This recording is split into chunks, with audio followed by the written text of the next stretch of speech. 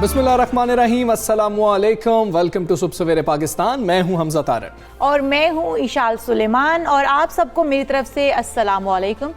वैसे तो आप सब भी खुशबाश होंगे, अच्छे भले होंगे, हम लोग भी क्योंकि अच्छे भले हैं, खुशबाश हैं। हमजा, मैं आज आ रही थी, जब ट्रैवल में थी तो मैंने एक रिसर्च पढ़ी है। क्या पढ़ बैठी हैं आप? रिसर्च कुछ ऐसी है कि मैं आपसे शेयर किए बिना नहीं रह पा रही हूँ, आपसे भी शेयर करेंगे। रिसर्च कुछ ऐसी है कि हार्ट अटैक, जो कि अमूमन आजकल हम देख रहे हैं कि मर्द हजरात में ज्यादा रेशो ज्यादा है, लेकिन उसकी वजूहात हैं कि मर्द हजरात में हार्ट अटैक की रेशो क्यों ज्यादा है। एक तिबी तहकीक के मुताबिक मर्द हजरात क्योंकि थकावट का शिकार हो जाते हैं, इस वजह से हार्ट अटैक की रेशो ज्यादा है। अच्छा, यानी कि थकावट का जो है ताल्लुक है हार्ट अटैक की रेशो से? जी बिल्कुल, ये एक फैक्टर है। अच्छा, उस तहकीक के मुताबिक हम आपको ये भी बताते हैं कि वो तहकीक ये बताती है 15 साल तक रशिया के अंदर इस चीज़ पर तहकीक की गई है, और ऐसा नहीं है कि सिर्फ बुजुर्ग जो अफराद हैं उनके ऊपर तहकीक की गई है। 24 साल से लेकर 60 साल के अफराद के ऊपर ये तहकीक की गई है, और जिसमें एक बहुत बड़ा फैक्टर निकला है मर्दों के अंदर, वो ये निकला है कि वो थकन का शिकार होते रहते हैं, उनको इस बात का इल्म ही नहीं हो रहा होता, वो काम करते रहते हैं, नींद कम लेते हैं, जिसकी वजह से हार्ट अटैक की रेशियो जो है उनके अंदर बढ़ जाती है। हार्ट अटैक जो है वो बहुत सारी वजूहात भी होती हैं। वैसे ये कहा जाता है कि हार्ट अटैक की अमूमन वजह जो है वो ख़वातीन पाई जाती हैं कि इतना तंग करती हैं, इतनी चिक करती हैं कि मर्द हज़रात जो है ना वो टेंशन का, थकावट का शिकार हो जाते हैं। इस पे मैं तो कोई कमेंट नहीं करूंगा, ये इशाल अपना एक्सपीरियंस भी सकते हैं, ये घर से पिट भी सकते हैं, ये बिल्कुल ऐसे नहीं। इशाल, तुम तो अपना कोई एक्सपीरियंस बता रही होगी, लेकिन मैं ये नहीं समझता। हाँ, स्ट्रेस से एक बहुत बड़ा रीज़न है, तो आपने स्ट्रेस नहीं लेना है और अपनी नींद पूरी करना बहुत ज़्यादा ज़रूरी है। नींद पूरी कीजिए। आपको शायद शुरू में इल्म नहीं होता कि ये कितना खतरा बन सकता है, लेकिन ये हार्ट अटैक तक आपकी थकावट जा सकती है। नींद पूरी करना जो है वो वैसे भी बहुत सेहत के लिए बहुत ज़रूरी है, क्योंकि आप फ्रेश रहते हैं, एक्टिव रहते हैं और आप अपनी परफॉर्मेंस अच्छे से दे सकते हैं किसी भी काम में। आप बैंकर हैं, व्हाटएवर, आप किसी निजी शोबे से वाबस्ता है, किसी भी शोबे से वाबस्ता है, लेकिन आपका दिमाग तभी शार्प होगा, तभी अच्छे से परफॉर्म कर पाएगा जब आप नींद अच्छे से पूरी करें। चलें जी, हम सबको ये कहते हैं कि नींद अच्छे से लेने की कोशिश किया कीजिए, इतनी ज़्यादा टेंशन ना लें, अल्लाह है, अल्लाह पे तवक्कल रखें, सब कुछ बेहतर हो जाएगा। हार्ट अटैक की बहुत बड़ी वजह है ये कि जब आप थकावट का शिकार होते हैं, आप स्ट्रेस में चल जाते हैं। अब सबसे पहले अहम मामले की बात करेंगे। गुज़श्ता रोज़ हम पंजाब की और केपी के हवाले से कुछ बात कर रहे थे। पंजाब में जो लॉकडाउन लगा दिया गया था उसके ऊपर हमें रद्द अमल भी देखने को मिल रहा था। सिंध की जब हमने गुज़श्ता रोज़ बात की थी शाल, तो ये बातें आ रही थी कि सिंध में हालात इतने ख़राब नहीं हैं, लेकिन इसके बावजूद एक फैसला लॉकडाउन लगा दिया गया है। कोरोना वायरस ने सुबह सिंध में भी अपने पंजे फैला दिए हैं। सिंध हुकूमत ने 15 अप्रैल तक स्मार्ट लॉकडाउन का फैसला करते हुए नोटिफिकेशन जारी कर दिया है। लेकिन एक और बात है हमजा यहाँ पर कि उन्होंने स्कूल बंद नहीं किए हैं। बच्चे जो हैं वो अपना तालीमी सिलसिला वैसे ही जारी रखेंगे। अच्छा, उन्होंने वैसे ही पहले जब तमाम स्कूल खोल दिए गए थे, NCOC की जानिब से भी ये फैसला सामने आया था, तो सिंध ने यही कहा था कि हम 50% स्कूल में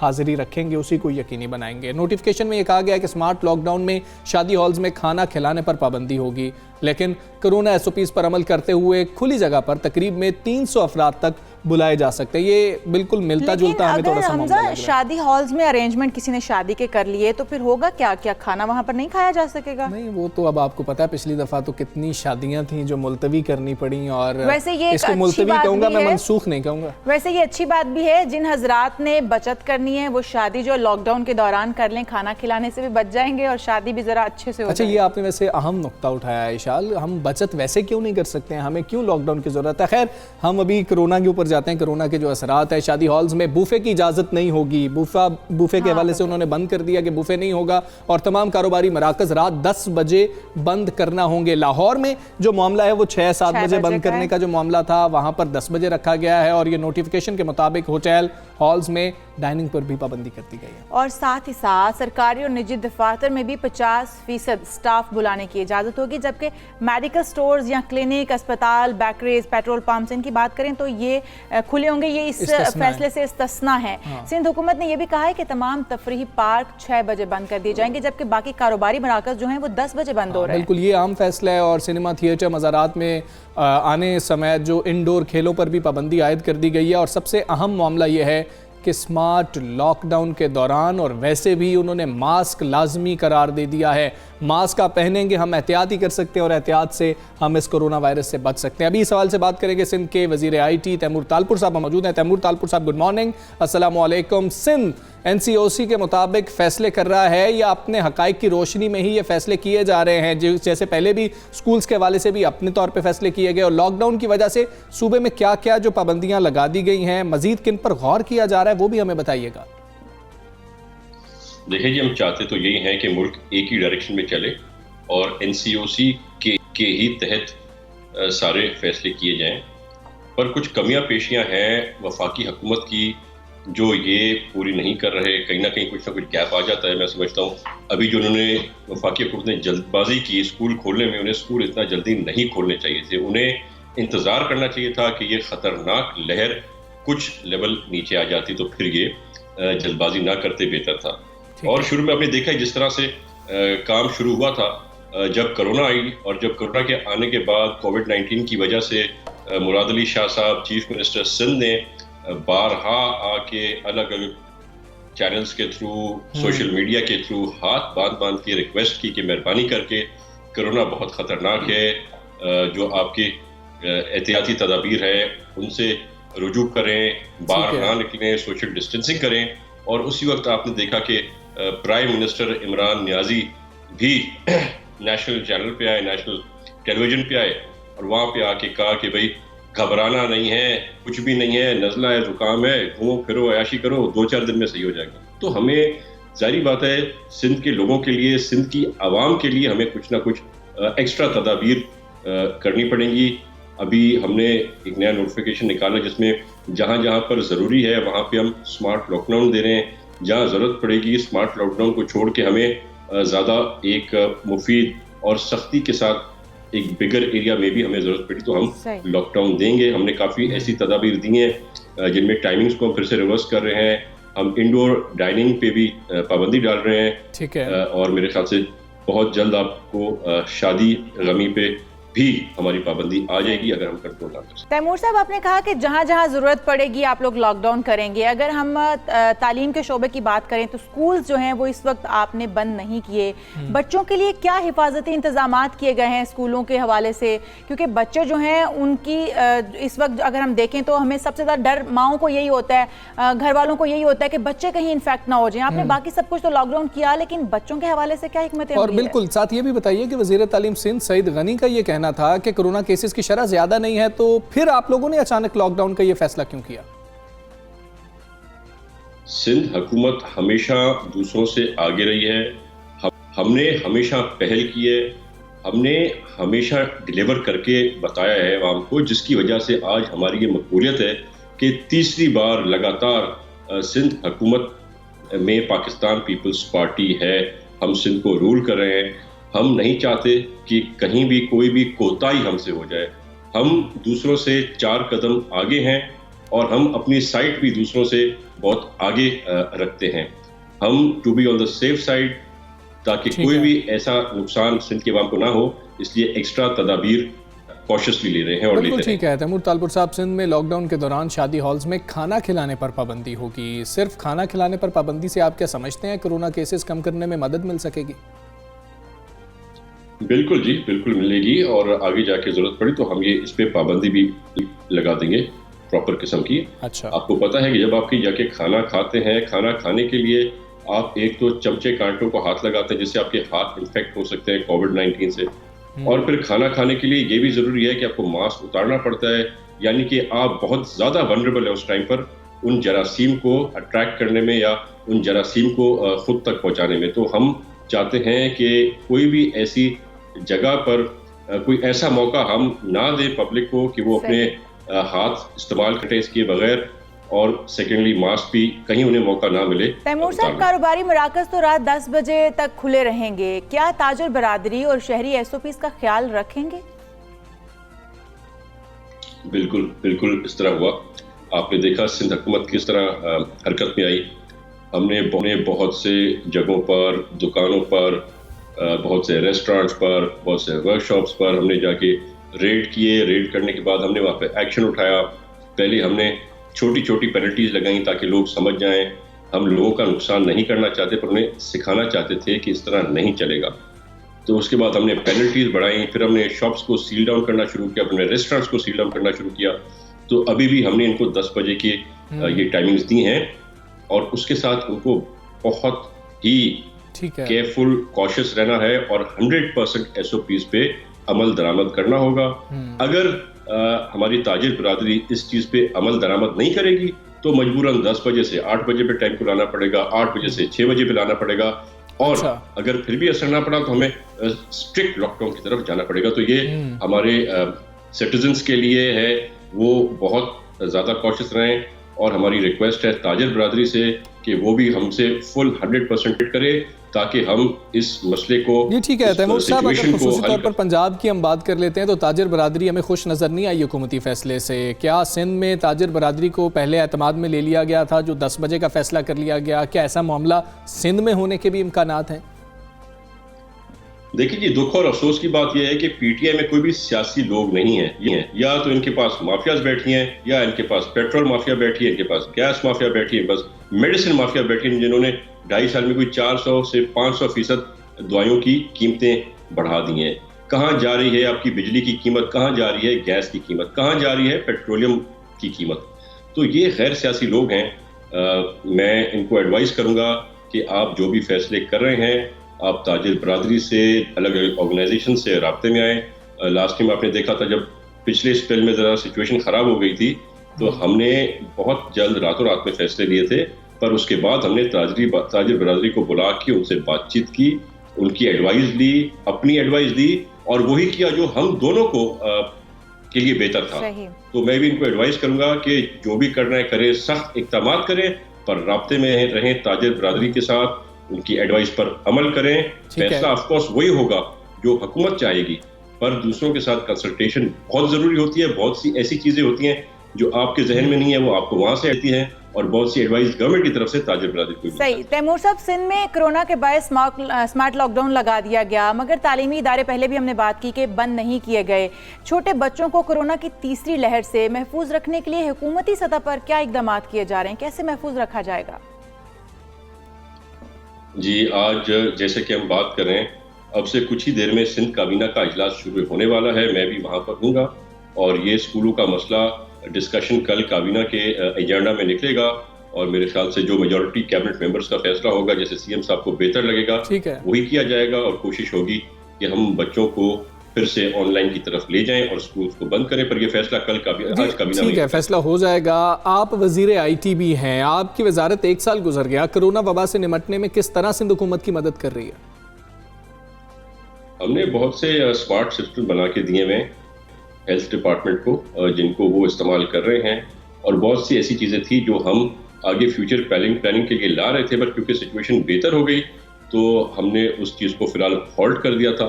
हमने एक सिस्टम बनाया है पब्लिक प्राइवेट पार्टनरशिप में फ्री ऑफ कॉस्ट, जिसमें अभी भी जिसको हेल्थ डिपार्टमेंट इस्तेमाल कर रहा है उसमें पता चलता है कहाँ पर कितने केसेस हैं, कितनी विसिटनी में कितने केसेस हैं, कहाँ पर ट्रैवलिंग है उन सब कोविड पेशेंट्स की, कहाँ से दूर रहना चाहिए, कौन से एरियाज को अवॉइड करना चाहिए। तो इस चीज़ को इंशाल्लाह ज़्यादा पब्लिक ताकि आवाम उससे मुस्तफीद हो सके। बिल्कुल ठीक है। तैमूर तालपुर साहब, बहुत शुक्रिया आपका। सुबह सवेरे पाकिस्तान से आप बात कर रहे थे। इशाल, बहुत ही अहम चीज़ है, अब आवाम की भी जिम्मेदारी है कि आप बहुत ज़्यादा ध्यान रखें और SOPs पर अमल करें जो हुकूमत की जानिब से बताए जा रहे हैं। लेकिन आपने अहम नुकता देखा, सिंध हुकूमत ने कितने सख्त फैसले किए हैं। बिल्कुल, लेकिन लॉन्ग मार्च किया जाएगा और सिंध से भी काफिले शुरू होंगे, जलसे जुलूस भी पिछली बार हुए थे। हाल वैसी की वैसी ही रहेगी, उसमें वैसी ही गहमा गहमी रहेगी। हालांकि इस वक्त जो तीसरी लहर है, तीसरी वेव जो कोरोना की है, उसको इंतहाई खतरनाक करार दिया जा रहा है। है वो, और वो खतरनाक है भी। लेकिन अगर हम सियासी फैसलों के मामले की बात करें तो वो इसी तरह से किए जा रहे हैं, उसमें क्योंकि कोरोना अदम बर्दाश्त भी नहीं रही ना, सियासतदान भी अब थोड़ा बैठने की उसमें नहीं है। वो कहते हैं कि भाई हमने तो निकलना ही निकलना है।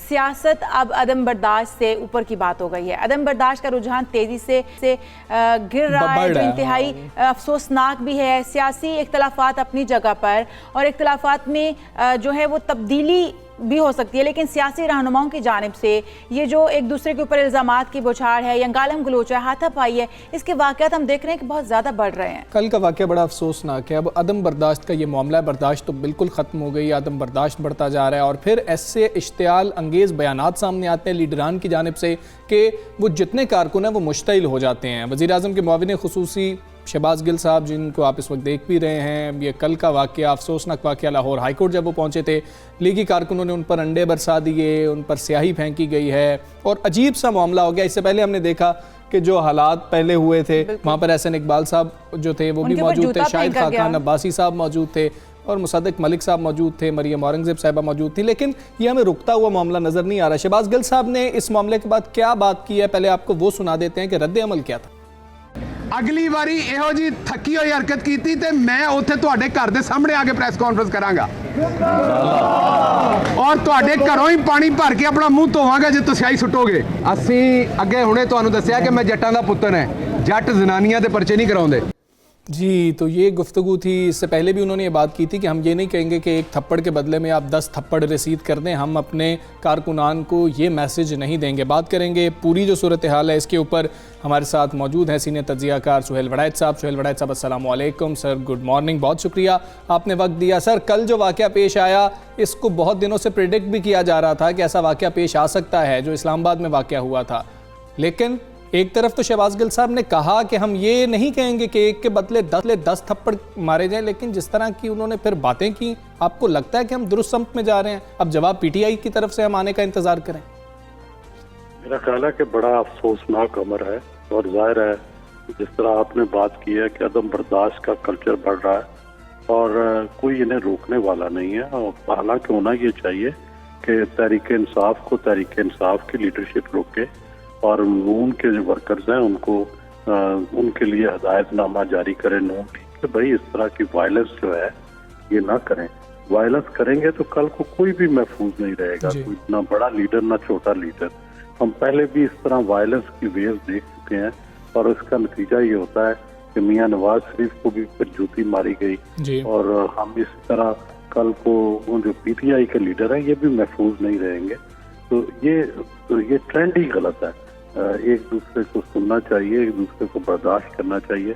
इस्लामाबाद में जो हुआ वो भी गलत था और जो लाहौर में हुआ ये भी गलत है, ये रुझान ही गलत है। बिल्कुल ठीक है। सुहेल वड़ैत साहब, जो हमारे अवामी रवैये हैं उनकी बात कर ली जाए। जब पिछली बार ये मामला हुआ तब भी हमने ऐसे ट्विटर ट्रेंड्स देखे। कल पहला ट्रेंड ये चल रहा था कि शहबाज गिल का मुंह काला, तो इस तरीके के ट्रेंड्स तो आम लोगों की तरफ से भी बनाए जाते हैं और हम उसका हिस्सा भी बन जाते हैं। तो हमारे तो मुआशरे में भी अदम बर्दाश्त का कल्चर बहुत बढ़ चुका है, सिर्फ सियासी लोगों को अगर साइड पे भी रख दिया जाए।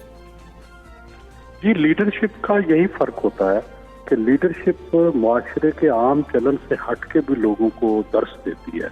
अगर मुआशरे में वायलेंस या इस तरह की अदम बर्दाश्त आ गई है तो किसी लीडर को खड़ा होना चाहिए इस ट्रेंड के खिलाफ और बोलना चाहिए कि ये गलत है, तभी जाकर ये ठीक होगा। अगर वो भी इस रॉ में बह गए और उन्होंने अपने वर्कर्स को मना ना किया तो जाहिर है इससे फिर वायलेंस जो है वो बढ़ती जाएगी, बदले का बदला होगा, आज ये करेंगे कल वो करेंगे और इससे फिर कोई महफूज नहीं रहेगा। होता यह है कि जो लीडरशिप होती है उसको ये ट्रेंड्स तोड़ने पड़ते हैं, उसको खुद अपने लोगों को मना करना पड़ता है जो कि बड़ा मुश्किल होता है। बिल्कुल, लीडरशिप की करना तो बड़ा आसान है लेकिन अपनों पर तनकीद करनी चाहिए। बिल्कुल ठीक है, अपनों पर तनकीद करनी चाहिए और हम उम्मीद भी करते हैं कि ये मामला अब रुकेगा। सुहेल वड़ैत साहब, दूसरी सूरत हाल, कल जब शफकत महमूद साहब ने ये कह दिया कि इलेक्शन कमीशन जो है मुस्ताफ़ी हो जाए, अब सियासी सूरत हाल बिल्कुल बदलती चली जा रही है। इदारे अगर बात नहीं मानेंगे तो क्या हम जो भी पार्टी हुए, बेशक अपोजिशन में हुए या हुकूमत में हुए, हम असरअंदाज होने की कोशिश करेंगे? आपको ये मुतालबा कैसा लगा जो कल हुकूमत की जानिब से किया गया? देखिए, उन्होंने एक मेरा ख्याल है सियासी बड़कबाजी है, सियासी बयान है। मैं तो संजीदगी से नहीं लिया क्योंकि ये कोई, इन्होंने ये कहा है कि ये हमारा सिर्फ सियासी बयान है, कोई ना अदालत में जा रहे हैं ना उसके खिलाफ कोई और एक्शन ले रहे हैं। ये सिर्फ दबाव डालने की एक कोशिश है इलेक्शन कमीशन पर, डस्का के इलेक्शन के हवाले से, फॉरेन फंडिंग के हवाले से। और मेरा ख्याल है कि इस दबाव को मुस्तरद कर देना चाहिए।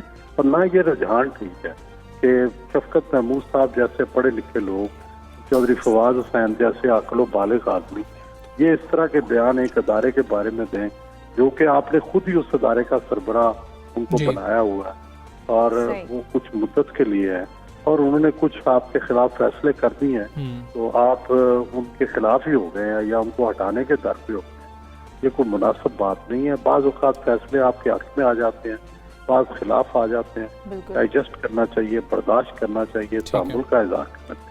बिल्कुल। अच्छा सुहेल साहब, पीडीएम में अगर हम देखें इस्तीफों के मामले पर खासा इख्तलाफ पाया जा रहा है, आप क्या इसके बावजूद भी लॉन्ग मार्च होता देख रहे हैं?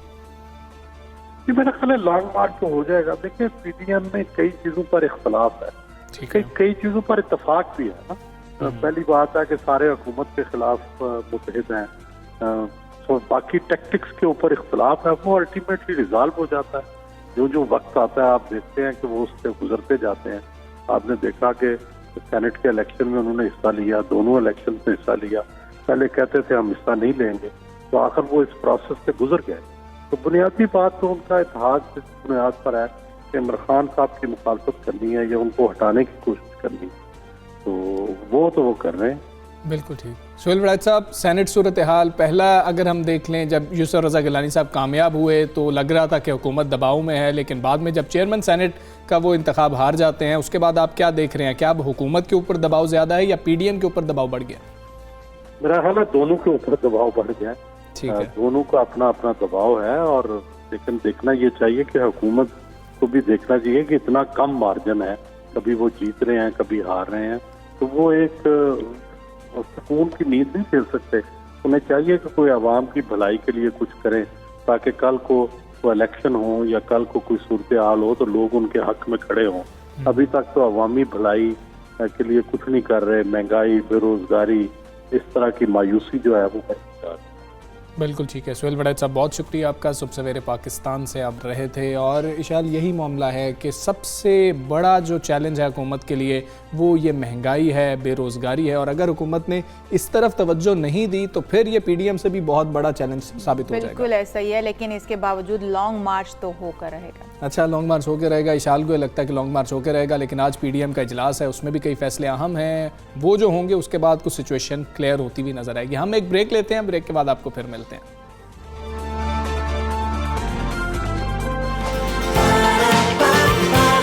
सुबह सवेरे पाकिस्तान, सुबह सवेरे पाकिस्तान। जी, वेलकम बैक टू सुबह सवेरे पाकिस्तान। इंशाल्लाह हम आगे बढ़ते हैं और कराची की बात करेंगे। अहम मसला है कि कराची में एक मसला अगर थम रहा होता है मुकम्मल, वो थमता भी नहीं है तो दूसरा मसला शुरू हो जाता है। और इस वक्त हम जिस मसले पे बात कर रहे हैं वो बहुत ही अहम है।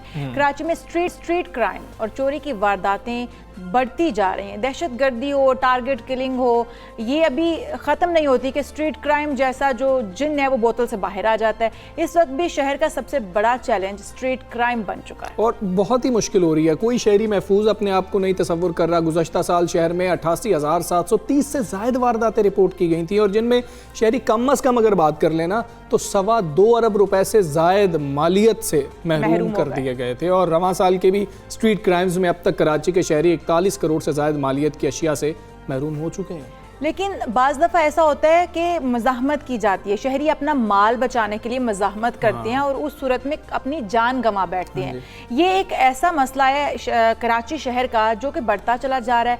पुलिस की कारकर्दगी की बात करें तो पुलिस ये कहती हुई नज़र आती है कि जी हम यहाँ पर ये चेक पोस्ट लगा दी, यहाँ पर ये चेक पोस्ट लगा दी, बेहतरी के काम कर रहे हैं, हम बहुत सारे सर्विलेंस भी बढ़ा दी है और बहुत सारे एक्शन भी लिए जाते हैं, लेकिन इसके बावजूद देखने को वही कुछ मिलता है। CPLC की जो रिपोर्ट आई है, मोटरसाइकिलें सबसे ज़्यादा चोरी हुई हैं, 28 अफराद डकैती मज़ाहमत या वैसे जो है कत्ल किए गए हैं। लेकिन फरवरी के महीने में कोई बैंक डकैती की जो वारदात है ना, ये भी बड़ी खुशकिस्मती की बात है कि कराची से हमें ऐसी कोई रिपोर्ट नहीं हुई। बात करेंगे नुमाइंदा खसूसी आरिफ महमूद साहब हमारे साथ। आरिफ महमूद साहब, अस्सलाम वालेकुम, गुड मॉर्निंग।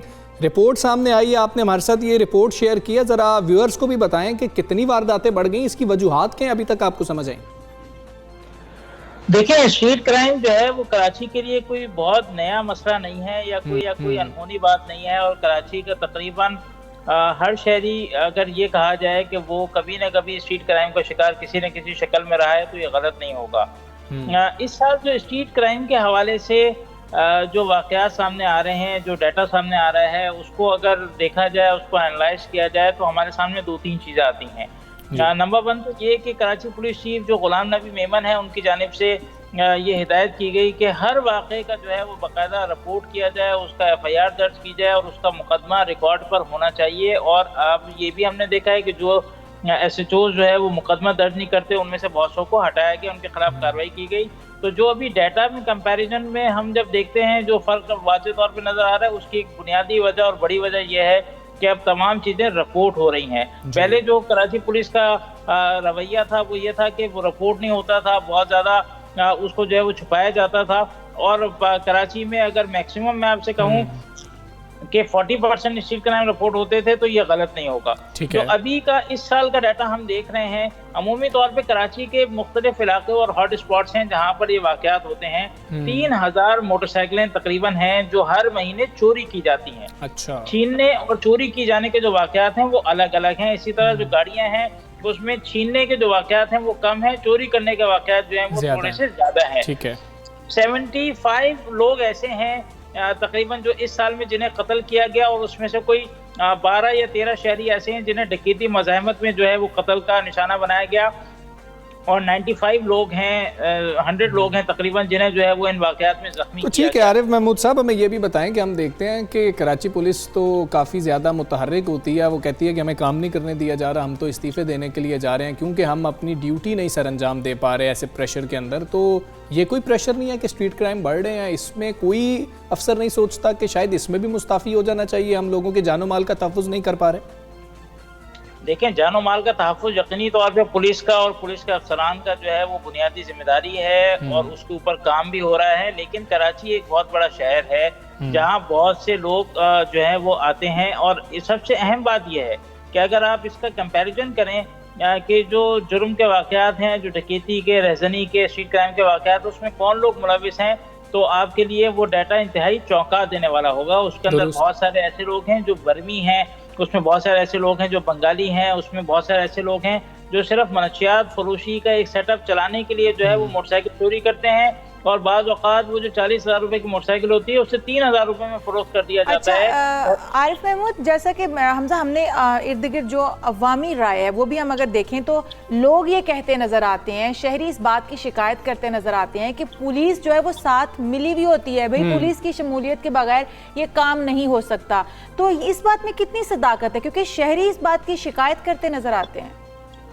देखिए, जो लुटने वाला शहरी है उसे तो सामने वाला हर शख्स जो है यकीनी तौर पे उसका मुखालिफ और मुजरिम ही नजर आता है। ये मेरा नहीं ख्याल कि कोई भी SHO ये चाहेगा कि उसके इलाके में एक ऐसा जुर्म हो जिसके बाद अच्छा, आप कह रहे हैं मफरूज़ है ये मफरूज़ है, ये बिल्कुल ऐसा मफरूज़ है, इस पे वो नहीं करना चाहिए।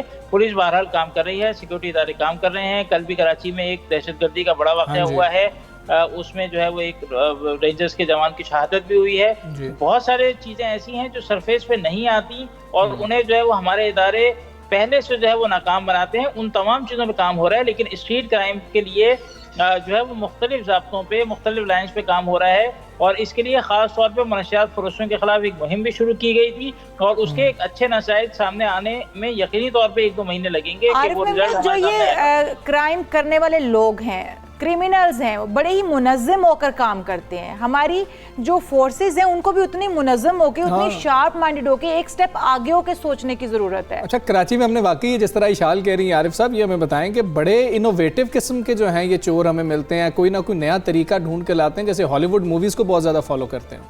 वो आपने रिसेंटली देखा होगा कि जैसे कि रिसेंटली आपके भी नॉलेज में होगा, हमजा आपके भी नॉलेज में होगा, हमने वो ATM मशीन को बाकायदा खोल के उसमें से पैसे निकालते हुए देखा था। इस खबर को हमने ब्रेक भी किया था। तो ये किस तरह से दिमाग में एक तरकीब आई कि ATM को खोलना चाहिए, किस तरीके से खोलना चाहिए, और फिर उसके अंदर से सारी अमाउंट निकाल ली गई। तो ये बड़े मुनज़्ज़म तरीके से चोरी और ये वारदातें की जाती हैं। देखिए, इसमें भी यकीनी तौर पे बैंक का अमला मुलविस निकला और बाद में उसकी इन्वेस्टिगेशन जब बढ़ी तो वो तमाम लोग सामने आए कि जो उस मशीन को बनाते थे, चीजें करते थे। देखिए, इसके अंदर एक और चीज बड़ी है, वो है कानून साजी का फुकदान।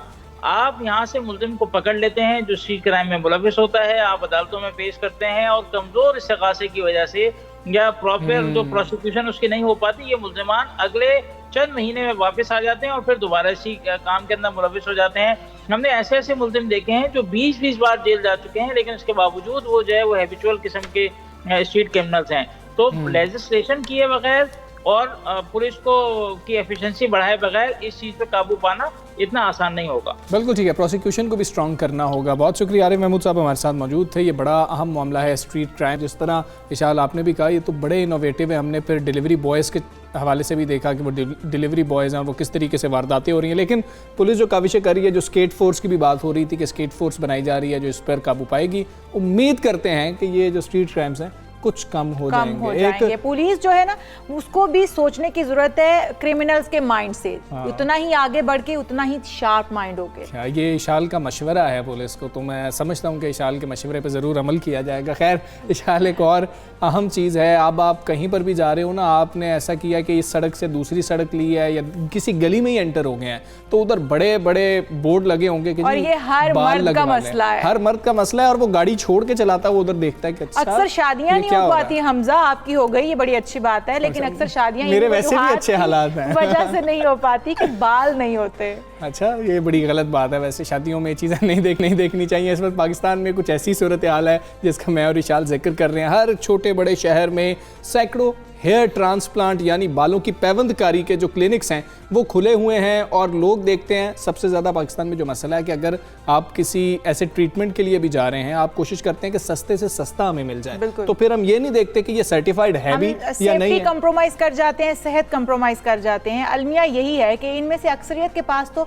ट्रांसप्लांट के लिए कोई सनद या कोई तजुर्बा होता ही नहीं है, लेकिन जाली डॉक्टर्स बैठे होते हैं, नाम नेहाद डॉक्टर बन के बैठे होते हैं, लेकिन क्योंकि वो आपको किसी सर्टिफाइड डॉक्टर से कम रेट दे रहे होते हैं तो आप मुत्तफिक हो जाते हैं कि हाँ इसी से बाल लगवा लेने चाहिए। अक्सर तो मैंने ऐसे देखा कि ज्यादातर लोगों ने एक तरह के लोगों की तस्वीरें लगाई होती हैं कि जी कि हमने इसका हेयर ट्रांसप्लांट किया था और ये कितना बेहतरीन हुआ था, लेकिन हुकूमत की नाक के नीचे ये मामलात हो रहे हैं। इसमें हुकूमत को भी कुछ देखना होगा। चंद हज़ार रुपए लेते हैं और फिर उसके ऊपर आपके लाखों लग जाते हैं जब आप जाते हैं अपने ट्रीटमेंट के लिए कि जी क्या मुझे इसको बड़ा ही सेंसिटिव मामला है। आपकी स्किन के अंदर बालों की पैबंदकारी की जाती है, इससे इन्फेक्शन भी हो सकता है, आपके पैसे ज़्यादा भी लग सकते हैं। इसलिए इस चीज़ को बड़ा सोच समझ कर डॉक्टर की अच्छे से जांच पड़ताल करके कि सर्टिफाइड डॉक्टर है या नहीं, फिर आपको अपनी बालों की पैबंदकारी करवानी चाहिए। हमने साजिद हसन साहब की एक वीडियो देखी थी कि उन्होंने आकर ये कहा था कि मैंने हेयर ट्रांसप्लांट कराया है और उनको काफ़ी इन्फेक्शन हो गई थी उसकी वजह से।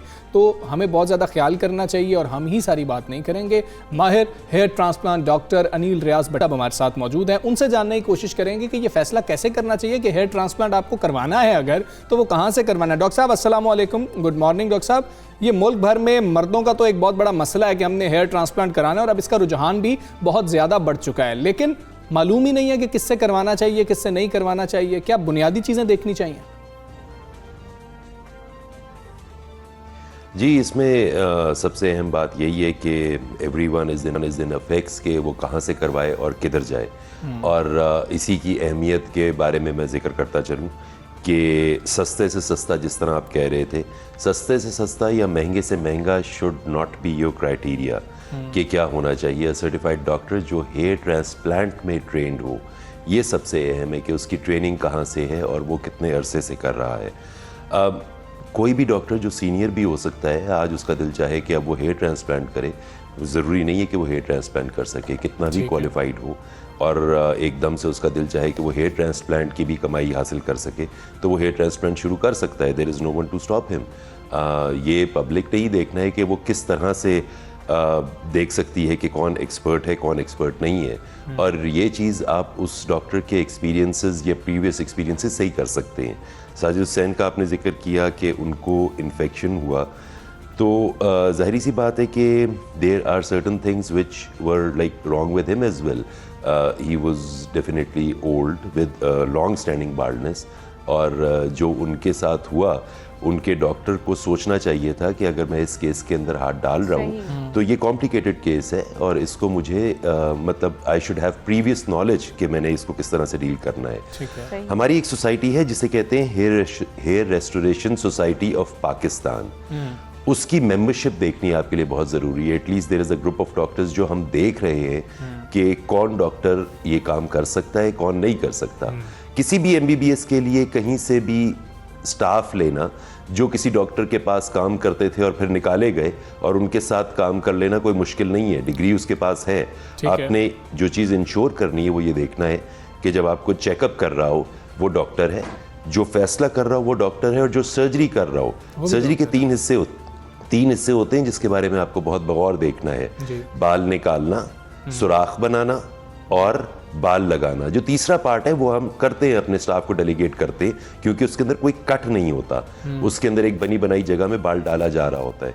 तो ये जो पहले दो पार्ट हैं, जिसे बाल निकालना और सुराख बनाना है जिसमें बाल डाले जाते हैं, ये डॉक्टर का ज़रूरी है। और डॉक्टर इस काम में एक्सपर्ट होना चाहिए, उसको कहीं ना कहीं से ट्रेंड होना चाहिए, उसको माहिर डॉक्टरों की ऑब्जर्वेशन में पहले ये काम सीखना है और फिर करना है। ये चेक करने के लिए मैं फिर से बोलूँगा, hair restoration society of Pakistan की मेंबरशिप चेक कीजिए आप। और हम 20-25 लोग हैं जो इसको बहुत बगौर देखते हैं कि कौन कर सकता है, लेकिन हम उन्हें रोक नहीं सकते। Legally we don't have a right to stop anyone from doing it. कोई भी आदमी जो MBBS की डिग्री रखता है वो हेयर ट्रांसप्लांट करने के लिए अपना क्लिनिक खोल सकता है, लेकिन उसका होता क्या है कि ये जो हेयर टेक्नीशियंस जो 2 नंबर होते हैं ना, ये एक क्लिनिक खोलते हैं और डॉक्टर को बुलाते हैं चाय पीने के लिए। जैसे मेरे सामने चाय पड़ी हुई है, वो चाय पीता है और वो उसके छतर छाया तले हेयर ट्रांसप्लांट करते हैं। ये इंतहाई गलत इकदाम है, ये नहीं होना चाहिए। का फैसला करना भी बड़ा अहम मरहला है। जिस तरह आप कह रहे थे कि वो फैसला शायद गलत हो गया था पहले, लेकिन कब फैसला करना चाहिए कि मुझे हेयर ट्रांसप्लांट करवा लेना चाहिए? ये नहीं मुझे रात को ख्वाब आया कि मुझे हेयर ट्रांसप्लांट करवा लेना चाहिए, सुबह जाके मैंने किसी से भी सर्जरी करवा ली, डॉक्टर से वो क्या कंसल्ट करना है और डॉक्टर हमें क्या बताएंगे कि आपको करवाना चाहिए नहीं करवाना चाहिए? सबके लिए सेफ है? अगर आप में गंजपन की सेफ, ये सबके लिए ठीक है।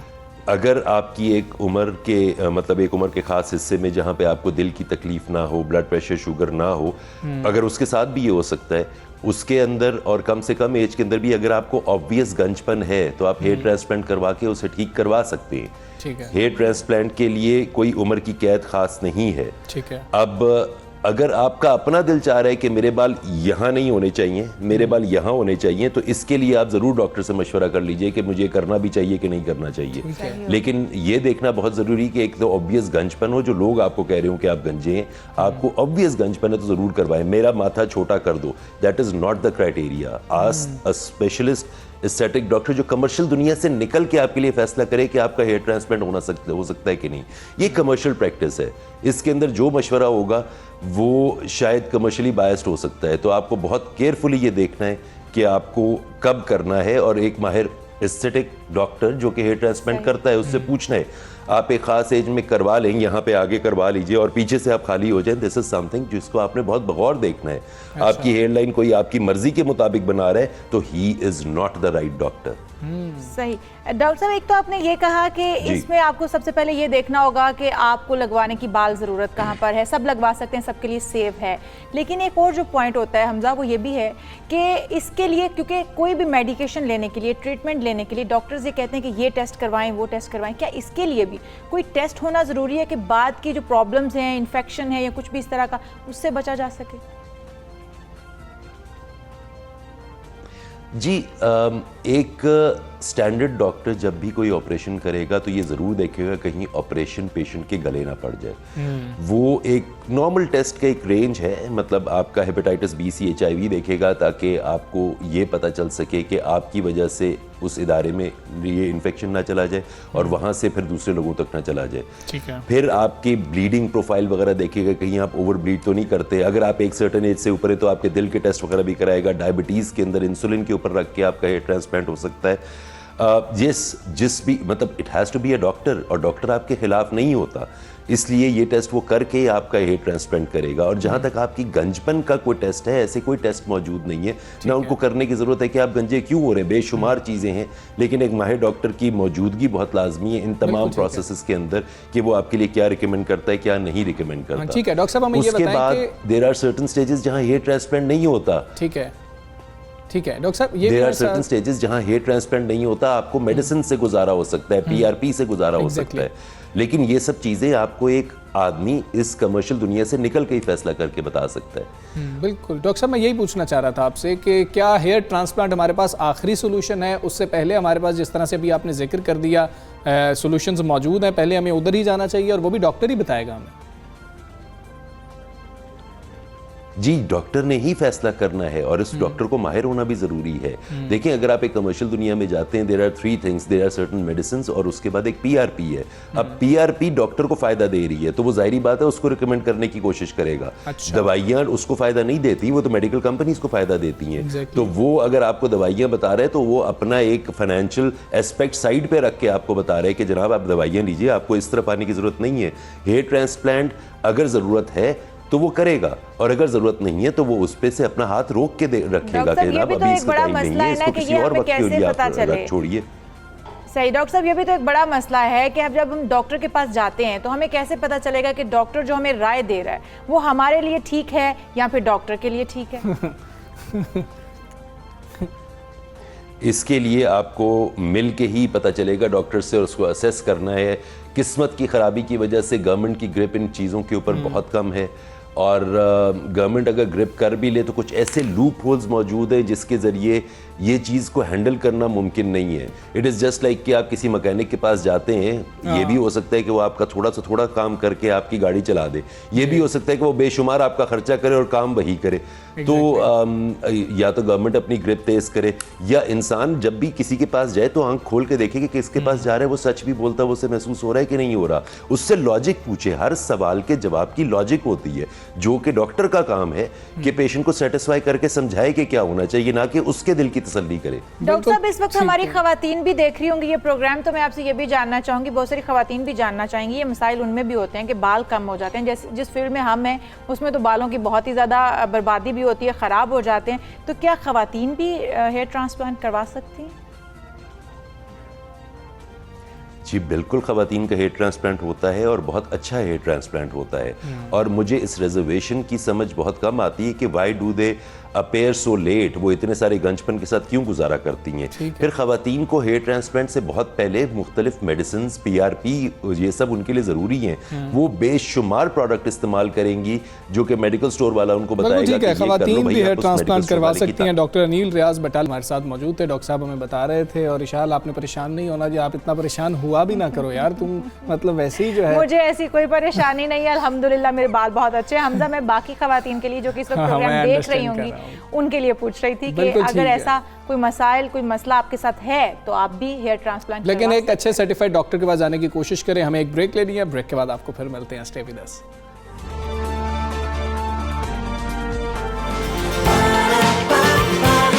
सुबह सवेरे पाकिस्तान, सुबह सवेरे पाकिस्तान।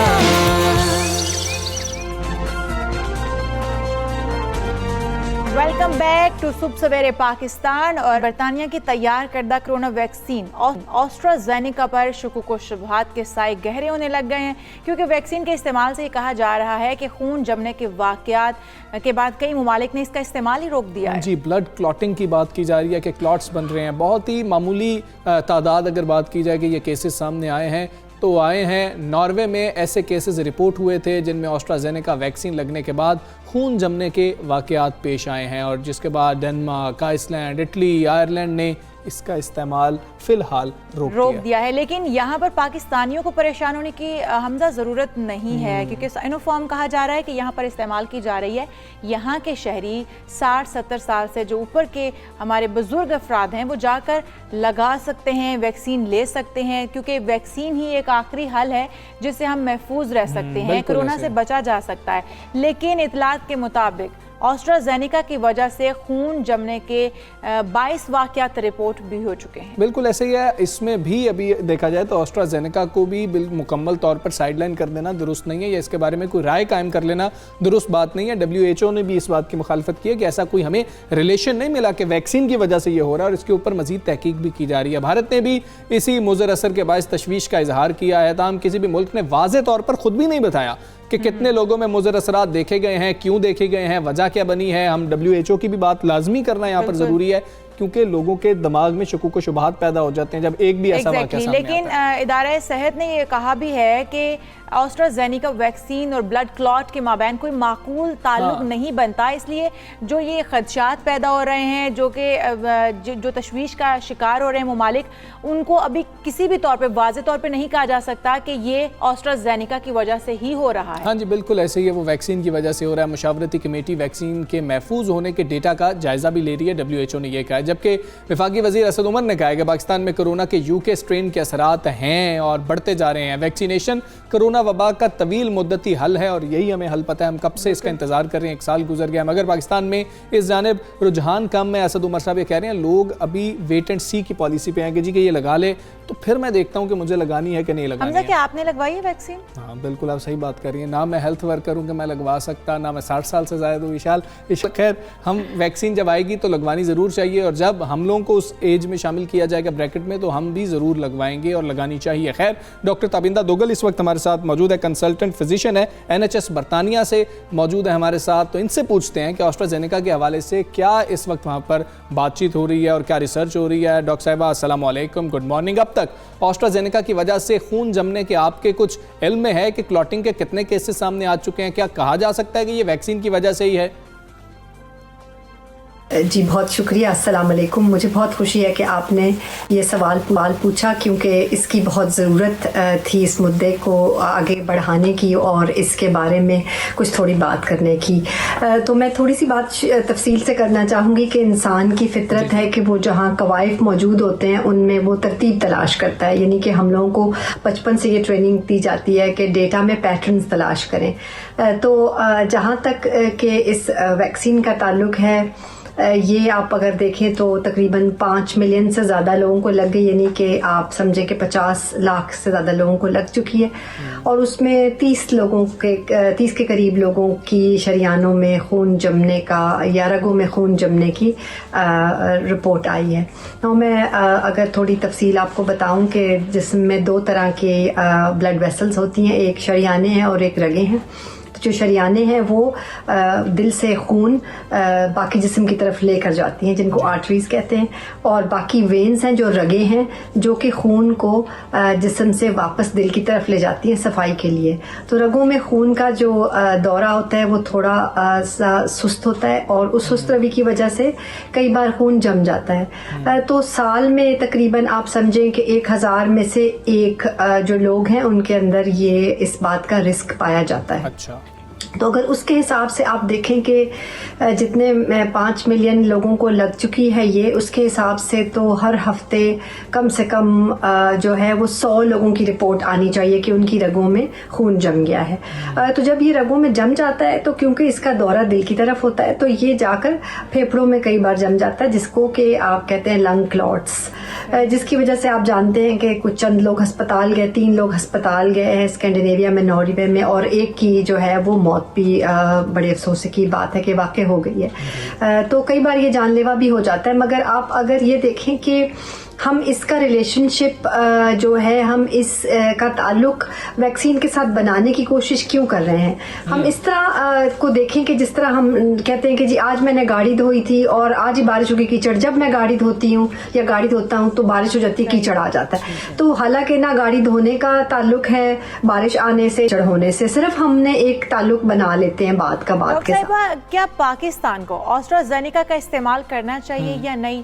क्या पाकिस्तान के साइंसी तहकीकाती इदारे अपने तौर पर वैक्सीन के मनफी असरात का जायजा लेने की सलाहियत रखते हैं या नहीं? आप क्या समझती हैं?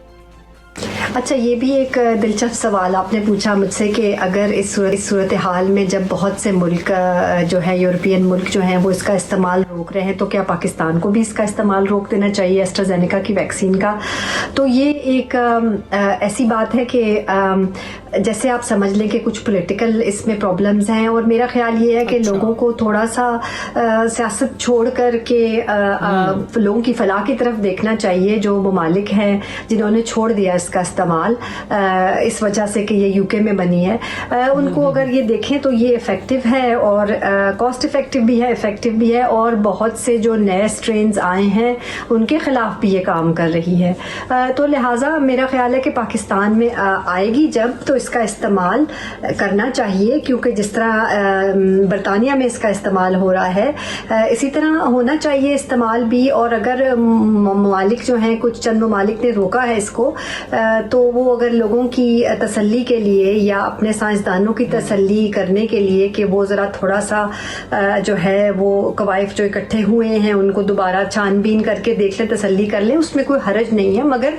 उसके साथ साथ ये नुकसान भी होगा जो हमने देखा कि जब वैक्सीन लगना शुरू हुई तो लोगों में इस बीमारी की रोकथाम हो गई, तो जाहिर है वो तो रुक जाएगी। जब वैक्सीनेशन का जो अमल है वो रुकेगा तो वो भी रुक जाएगी। तो लिहाजा हालांकि इसका देखना ज़रूरी है, मगर उसके साथ साथ ये भी ज़रूरी है कि लोगों को वैक्सीनेशन यानी कि लोगों को कोई हिफाजती जो वैक्सीन लगनी थी वो लगती रहे, उसका अमल जारी रहे जबकि साइंसदान अपना काम रहें। तो अमल को रोकना मेरा ख्याल है कि थोड़ा सा क़ब्ल वक्त है। डॉक्टर साहिबा, ये हमें बताएं कि वैक्सीन्स के हवाले से ऐसी खबरें सामने आ जाना जो अब आ रही हैं किस कदर नुकसानदेह साबित हो सकता है, क्योंकि हम देख रहे हैं कि पूरी दुनिया के अंदर ये मसला है, लोग वैक्सीन लगवाने के लिए तैयार नहीं हो रहे। पाकिस्तान में देखा जाए तो ये मसला बहुत ज़्यादा, जब ऐसी अफवाहें आएंगी तो फिर तो कोई अच्छा असर नहीं पड़ेगा। देखिए, वैक्सीन्स के बारे में अफवाहें जो हैं वो कोई नई नहीं है। जैसे आप जानते हैं कि एक MMR वैक्सीन जो बच्चों में लगती है उसके बारे में बहुत बरस लोगों ने ये अफवाहें फैलाई कि इसका शायद ऑटिज़म के साथ कोई ताल्लुक़ है, और हम जानते हैं कि वो ताल्लुक़ मौजूद नहीं था और उसके अंदर बच्चों की वैक्सीनेशन कैंपेन्स कई जगह पे इंटरप्ट हो गई और बहुत से बच्चों को ये बीमारियां हुई बाद में।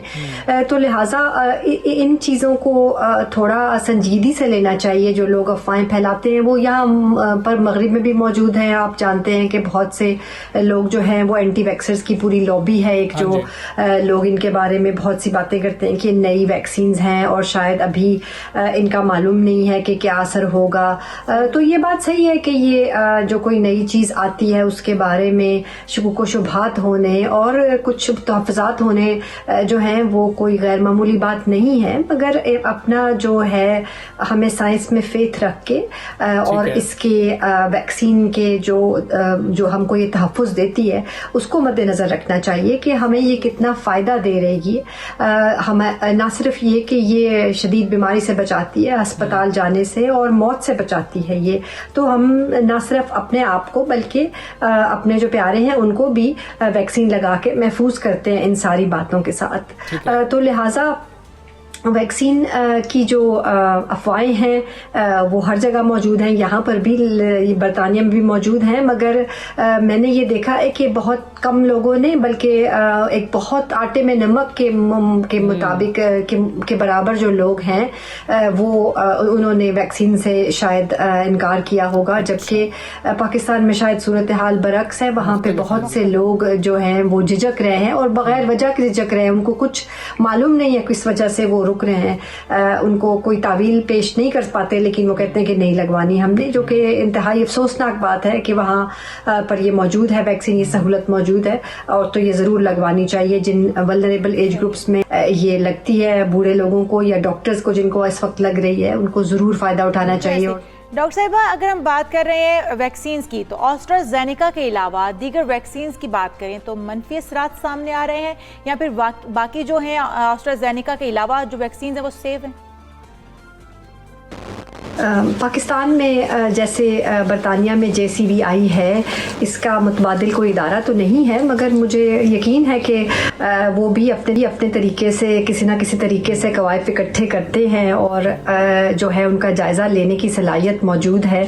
और यकीनन जैसे टाइम के साथ साथ वहाँ वैक्सीनेशन वक्त के साथ साथ होगी तो वहाँ पर भी कवायद इकट्ठे होंगे और यकीनन वो थोड़ा बहुत तो जायज़ा ले ही सकते हैं उनका, अगर मुकम्मल तौर पे यहाँ के मुकाबले के बराबर नहीं तो थोड़ा बहुत तो जायज़ा लिया ही जा सकता है। मगर अगर आप ये कहें कि इस लेवल पे हो जिस तरह के यूरोप या बरतानिया, यूरोप के बाकी ममालिक या बरतानिया में हो रहा है तो वैसा होना तो नामुमकिन है। डॉक्टर साहब ये भी बताएं, यूके वेरिएंट की बहुत ज़्यादा बात हो रही है कि यूके वेरिएंट बहुत तेज़ी से फैल रहा है, क्या मौजूदा वैक्सीन के लिए यूके वेरिएंट मौसर होगा? बात की जा रही थी जैसे जैसे ये हयात तब्दील करता जाएगा तो शायद वैक्सीन गैर मौसर हो जाए। जहाँ तक वेरिएंट्स का सवाल है तो आपको मालूम है कि वेरिएंट्स जो हैं वो बहुत से वेरिएंट्स आ रहे हैं, जैसे कि यूके का B117 था, उसके बाद साउथ अफ्रीकन वेरिएंट आया और अब सबसे जो जदीद अभी वेरिएंट आया है वो न्यूयॉर्क वेरिएंट है। तो जैसे जैसे ये वेरिएंट्स बदल रहे हैं यकीनन वैक्सीन्स को भी बदलना होगा और उसके ऊपर काम जारी है। मगर फ़िलहाल जो यूके वेरिएंट है B117 उसके ख़िलाफ़ एस्ट्राजेनेका की जो वैक्सीन है वो कारआमद है और ये बड़ा खुशकुन बात है कि वो कारआमद है। जैसे जैसे मज़ीद वेरिएंट्स आएंगे उनके ख़िलाफ़ जो है वैक्सीन्स का बूस्टर लगाना होगा या वैक्सीन में मामूली तब्दीली करके लोगों को लगानी पड़ेगी। जो साउथ अफ्रीकन वेरिएंट है उसके ख़िलाफ़ एस्ट्राजेनेका का जो वैक्सीन है वो इतना इफ़ेक्टिव नहीं है, तो वहाँ साउथ अफ्रीका में भी उन्होंने एस्ट्राजेनेका की वैक्सीन लगानी इसी वजह से बड़ी, क्योंकि महसूस ये हुआ कि उसके ख़िलाफ़ शायद जो है वो मुफीद नहीं है। ठीक है डॉक्टर ताबिंदा, बहुत शुक्रिया आपका, बरतानिया से आप हमारे साथ मौजूद थी और सुबह सवेरे पाकिस्तान का हिस्सा बनी। बहुत अहम मालूमात आप दे रही थी। वो कह रही थी कि इसका कोई वैसे लिंक बनाया नहीं जा सकता है, ये अगर अवाम बना रहे हैं। और फिर बड़ी अहम चीज़ थी, वो कह रही पॉलिटिकल मामलात हैं इसके अंदर कि कुछ ममालिक यूके की वैक्सीन लगाना नहीं चाह रहे, तो ऐसी बात कर रहे हैं। बाज़ दफ़ा ये भी होता है हमजा कि अफवाहें फैला दी जाती हैं किसी भी चीज़ की मार्केटिंग बंद करने के लिए या कि वो लोग यूज़ ही ना करें। लॉबीज तो मौजूद होती है ना, अब एंटी जो वैक्सीन लॉबीज हैं वो भी काम कर रही हैं। खैर वैक्सीन के अलावा हमारे पास कोई और सोल्यूशन नहीं है, या हम एहतियात कर सकते हैं और एहतियात के साथ हमें वैक्सीन लगवानी है। जब हम ये वैक्सीन लगा सकें, हम तक ये वैक्सीन पहुंच जाए, तो फिर जब वैक्सीन के आपके भी उसमें शमूलियत हो सकेगी, आपकी एज ब्रैकेट को भी शामिल कर लिया जाएगा। वैसे हमजा अभी भी अगर देखा जाए तो मेरे ख्याल में दीगर जो वैसे ये गवर्नमेंट की तरफ जो फ्री आपको वैक्सीन लगवाई जा रही है वो 70 या 70 से प्लस के उम्र के लोगों को लगवाई जा रही है, लेकिन उसके अलावा अगर कोई भी वैक्सीन लगवाना चाहता है तो वो भी लगवा सकता है, पैसे खर्च करके लगवा सकता है। लेकिन अभी वो जब प्राइवेटली वैक्सीन आना शुरू होगी तो उसके बाद के मामला हैं, और अभी 60 साल से ज़्यादा उम्र के अफराद जो हैं वो वैक्सीन लगवा सकते हैं। आपने रजिस्टर करवाना खुद को 1166 पर एक मैसेज करके CNIC जो है वो आपने अपना भेजना है तो आप रजिस्टर हो जाएंगे। अब तो वॉक इन भी शुरू कर दिया गया 70 साल से ज़ायद जो लोग हैं। खैर आगे बढ़ते हैं। अल्लाह की रहमत से वैसे पाकिस्तान जो है कोरोना की वबा से तो काफ़ी हद तक महफूज रहा है, वैसे केसेस नहीं आए, अल्लाह का शुक्र है, लेकिन हम एहतियात कर रहे हैं। लेकिन एक महंगाई का जो जिन है वो काबू में आता हुआ हमें नजर नहीं आ रहा। उससे जो है पाकिस्तानी अवाम कभी महफूज रह ही नहीं पाई है। और अब तो रमज़ान का महीना क्योंकि करीब आ गया है, 1 महीने का वक्त रह गया है रमज़ान में, और ऐसे में अशियाएं जो ज़रूरिया हैं उनको अभी से पर लग गए हैं। वो जिसको कहते हैं ना पर लग जाना, ये वाकई में पर लग गए हैं, क्योंकि अशियाएं ज़रूरिया इतनी महंगी हो गई हैं कि इस वक्त अवाम की पहुँच से तो बहुत ही दूर है। वज़ीर-ए-आज़म इमरान खान ने एतमाद का वोट लेने के मौके पर महंगाई का जिक्र करते हुए इसमें कमी लाने के लिए हर मुमकिन कोशिश करने का कहा था, लेकिन क्योंकि आप देख रहे हैं कि महंगाई में अभी तक कोई कमी होती नज़र नहीं आ रही और जो शहरी हैं वो खास से परेशान नज़र आ रहे हैं। बिल्कुल ऐसा ही है, और अभी तक तो ऐलान के जो नताइज हैं वो बिल्कुल सामने इसी तरह से आ रहे हैं कि मुनाफाखोर हैं वो अपनी मर्ज़ी से जो है कीमतों का तयन कर देते हैं। कोई इस तरीके की, अगर हम सूबों की भी बात करें कि प्राइस कंट्रोल कमेटियाँ मौजूद नहीं है, जिस भी सूबे का जिक्र कर लें, गवर्नमेंट की तरफ से एक नर्खनामा दिया जाता है, वो अगर आपको 50 रुपए किसी चीज़ का नर्ख लगाया गया है तो गवर्नमेंट ने तो 50 रुपए रेट दे दिया, लेकिन जो मुनाफाखोर हैं हमारे वो भी इसमें बड़े सरगर्म नजर आते हैं। वो 50 की बजाय उसके ऊपर 70 रुपए कमाते हुए नजर आते हैं।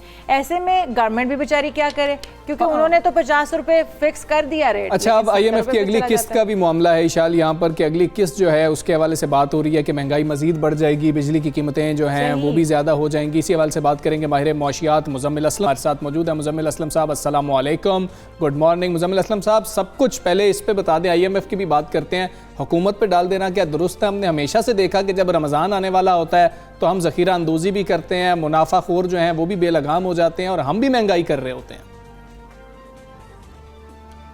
देखिए, बिस्मिल्लाहिर्रहमानिर्रहीम, ये जो हमारा मुल्क पाकिस्तान है, इसमें जो है दुनिया के मुकाबले में जब हमारे मुल्क में त्यौहार आते हैं तो यहाँ पे जो कारोबारी हजरात हैं ब्लैक मार्केटिंग अरूज पे ले आते हैं। चाहे वो आप खाने पीने की अशिया की बात करें, चाहे आप ईद के लिए जो शॉपिंग करते हैं, लोग कपड़े लेने जाते हैं, दुनिया में क्रिसमस आती है सेल लगती है, ईस्टर आते हैं सेल लगती है, यहाँ पे उल्टा हिसाब हो जाता है। यहाँ पे जो है हर चीज़ जो है आसमानों को बातें करना छूना शुरू कर देती हैं। यहाँ तक कि पाकिस्तान में एक रिचुअल है कि लोग जो है ईद में बाद अगर कभी गाड़ी चेंज करते हैं तो ईद में करते हैं कि भाई ईद में नई गाड़ी आएगी, उसकी भी जो है जिसे कहते हैं ओन और ब्लैक मार्केटिंग शुरू हो जाती है। तो ये इसका किसी हुकूमत जो रमजान स्पेसिफिक महंगाई की बात करता है और ईद स्पेसिफिक, इसमें किसी हुकूमत का नहीं, इसमें ये हमारे माशरे की जिसे कहते हैं कि अक्कासी है। और ये आज से नहीं, जब से मैं वो संभाला है कम से कम 25-30 साल से तो मैं देखूँ और ये हमेशा होता रहा है। हुकूमतें जो है इसमें बाकायदा तौर पर अपना किरदार अदा कर सकती हैं, लेकिन हमारी हुकूमतें जो है वो एक जगह एक पेज पे है ही। ये देखिए 3 सतहें होती है हुकूमत की, एक सतह होती है मकामी हुकूमत, एक सूबाई हुकूमत और एक वफाकी। हाँ जी। तो महंगाई का ताल्लुक, तो महंगाई को जो प्राइस कंट्रोल चेकलिस्ट वगैरह होती है वो मकामी हुकूमत का काम होता है। अभी आप देखें पंजाब में मकामी हुकूमत ही नहीं है, सिंध वाले बलदियाती इंतखाबात करा के गैर पाल कर दिए। ये 2 मुल्क की जो है आबादी के 75% बनते हैं, तो कोई ऐसी ग्राउंड पे है ही नहीं। फिर आती है सूबाई हुकूमत। सूबाई हुकूमतों का काम है पैदावार पे काम करें, पैदावार पे काम करना वफाकी हुकूमत का काम होता है, सूबाई हुकूमतों का होता है। खास तौर पर 18वीं के बाद इन्होंने अपने अंडर ले ली। सूबाई हुकूमतें आपको कहीं नजर नहीं आएगी, क्योंकि हमारे जो टीवी हैं, जितने भी आप लोग नशरियात करते हैं, वो इस्लामाबाद से रिलेटेड बातें, क्योंकि वो बिकती भी ज्यादा है, तो कभी मैंने नहीं सुना कि जो है अगर फसल खराब आ रही हो तो किसी ने बिल्कुल ठीक है, बिल्कुल ठीक है। सूबाई हुकूमतें भी उस तरह से फ़ाल हमें नज़र नहीं आ रही हैं, इस सवाल से प्लानिंग नहीं की जा रही है। मुज़म्मिल असलम साहब, IMF की अगली किस्त मिल रही है, हुकूमत को तो खुश होना चाहिए, क्या आवाम को भी इस बारे में खुश होना चाहिए? और आप क्या असरात देख रहे हैं इस किस्त के बाद कि क्या क्या चीज़ें महंगी हो जाएंगी, बिजली के नर्ख तो मज़ीद बढ़ जाएंगे? देखिए, मैं इसकी मिसाल ऐसे दूंगा कि मैं एक मोहल्ले में रहता हूँ और वहाँ पे 2 ग्रुप रहते हैं और उनकी रोज लड़ाई हो जाती है। उसकी वजह से मैं मुतासिर हो जाता हूँ, मैं घर से बाहर नहीं निकल सकता। तो मैं कहता हूँ कि अल्लाह के वास्ते यहाँ पे कर्फ्यू लगा दो ताकि खत्म गारत तो खत्म हो। तो IMF अगर आप मेरे से पूछेंगे तो मेरी नजर में वो चीज है कि IMF एक कर्फ्यू है जो माशी कर्फ्यू लगाता है, क्योंकि हमारी हुकूमतें जो है बेलगाम हो जाती है जब IMF नहीं होता, और जो है वो नाजायज खर्चे करती हैं ताकि वो इलेक्शन जीत सके या करप्शन कर सके। तो IMF, आपको पता है पाकिस्तान में इस वक्त कोई इदारा, अगर आप नाम ले लें, नाम से जो है कोई इदारा अपने पैरों में नहीं खड़ा हुआ। हर इदारे में करप्शन, हर इदारे में नुकसान खड़े हैं। तो अगर IMF आके आपको कर्फ्यू लगा के जबरदस्ती देखें, वो कड़वी गोली तो देगा आपको। अच्छा, कर्फ्यू लगता है तो फिर सबकी स्लो हरकत बंद होती है, ठीक है ना? तो अगर IMF ये कर रहा है तो कम से कम मैं समझता हूँ कि ये कड़वी गोली मेरे लिए भी होगी, लेकिन आपको अमान तो हो जाएगा ना कर्फ्यू के बाद। आगे एक स्टेबिलिटी तो नजर आएगी ना। मजीद हमें ड्रोने आपको नहीं आएंगे ना कि 2 ड्रोना रुक रहे हैं, यहाँ पे ये चीजें जा रही है। तो IMF को अगर जो समझ सकते हैं वो इस तरह मैं समझा सकता हूँ। बाकी IMF का हमसे क्या ताल्लुक है, ना उसको यहाँ से आमदनी मिलती है ना उसे कुछ मिलती है, लेकिन ये हमारी कमजोरी है, बदनसीबी है कि हमें जो है 22 करोड़ लोगों के मुल्क में कितने लोग भी नहीं है समझदार कि वो अपने मुल्क की पॉलिसी बना सके, हमें बाहर से लानी पड़ती है जी। ये एक हमारी वजह से। सही मुज़म्मिल साहब, ये बात तो एक साइड पे रह गई, लेकिन इदारा शुमारियात की जो अपनी रिपोर्ट के मुताबिक है कि फरवरी में 8.7% महंगाई रिकॉर्ड की गई है, जो कि गुज़श्ता 4 माह में सबसे ज़्यादा थी। क्या ये हुकूमती रेट की कमज़ोरी नहीं है, जो वाज़ेह मिसाल है कि हुकूमत जो इसमें नाकाम नज़र आती है? देखिए, मैं आपको 72 साल की तारीख दे देता हूँ। आपका औसतन जो है ना 72 साल में जो महंगाई की शरह है, जैसे वो 7 से 9% के दरमियान है। अगर ये हम 8-9% कर रहे हैं तो ये कोई माजी के हिसाब से ज्यादा नहीं है। हाँ, अगर आप दुनिया के हिसाब से देखें, दुनिया में इस वक्त अपराध की दर 2-2.5-3%, वो हमारे मुल्क में कब होगी सही, जब हमारी पैदावारी सलाहियत बढ़ेगी। हमारी पैदावारी सलाहियत खत्म होती जा रही है और उसकी बुनियादी वजह जो हमारी पॉलिसीज है, जो हमारा स्ट्रक्चर है, और जो मैंने आपसे पहली बात की थी कि 3 सतहें हैं, ये तमाम इसमें कसूरवार है। इस वक्त अगर हम स्टेट बैंक को कसूरवार कह देंगे कि स्टेट बैंक जो है महंगाई को कंट्रोल नहीं कर रहा, महंगाई के भी 2 जाती होते हैं, एक महंगाई एडमिनिस्ट्रेटिव इशू से होती है और एक जो है मालियाती इशू से आती है। तो इस वक्त जो पाकिस्तान में मसला है वो एडमिनिस्ट्रेटिव गवर्नेंस का इशू है, जिसकी वजह से हम महंगाई में इजाफा देख रहे हैं। कोई हमारा विजन नहीं है, ना हमारे पास इस तरह की पॉलिसीज है कि हम उसको जो है महंगाई को वो करते हैं। आपने कभी, मैंने तो नहीं देखा, कभी शायद आप लोग टीवी में बैठे, आपने कभी देखा है कि मुराद अली शाह या गुलजार ने या और किसी वजीर आला ने महंगाई कंट्रोल के लिए टीम को, प्राइस कमेटी को कभी बुलाया हो, उन्होंने मीटिंग की हो? जैसे कल वफाकी हुकूमत ने तो की, अभी शेख ने जो है मीटिंग की। बिल्कुल ठीक है, गवर्नेंस के मसाइल मौजूद हैं। मुज़म्मिल असलम साहब, बहुत शुक्रिया आपका, सबसे पहले का हिस्सा बने। और इशाल, एक आम आदमी की मईशत वो है जो उसका किचन हुआ करता है, और अगर आपने वो कभी किचन, सब्जी फ्रूट खरीदा? नहीं, मैं तो उसके बगैर ही जिंदा रह रहा हूँ। नहीं, कभी आपने खुद से खरीदा? खुद से ही खरीदते हैं शायद। ये उसी को रेट पता हो सकता है जो कि खुद खरीदता। और मर्द हजरात जो है ना, वो ये भी खवातीन पे डाल देते हैं। हमारी खवातीन जो हैं वो किचन चलाती भी हैं और खरीदारी भी खुद करती हैं, तो इसलिए मर्द हजरात चलें, ये इशाल बात कर रही है, लेकिन मैं इशाल पे ये भरोसा नहीं कर रहा कि इशाल जाके खुद खरीदती होगी। मैं पूछता हूँ कि इशाल ने आखिर ऐसा क्या खरीदा जो इशाल को जाके महंगा मिला है। मैं इशाल से पूछने की कोशिश करता हूँ। उतनी देर एक ब्रेक लेते हैं, वापस आएंगे। Stay with us.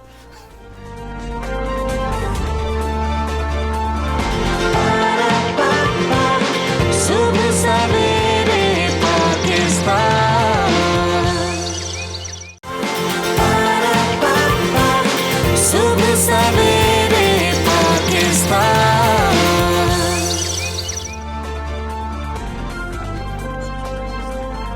Again welcome to सुबह सवेरे पाकिस्तान। हमजा, आपको पता है कि आज पाकिस्तान समेत दुनिया भर में समाजी खिदमत का आलमी दिन मनाया जा रहा है। हाँ जी, बड़ा अहम दिन है और एक दूसरे के काम आना असल में इंसानियत और इबादत है।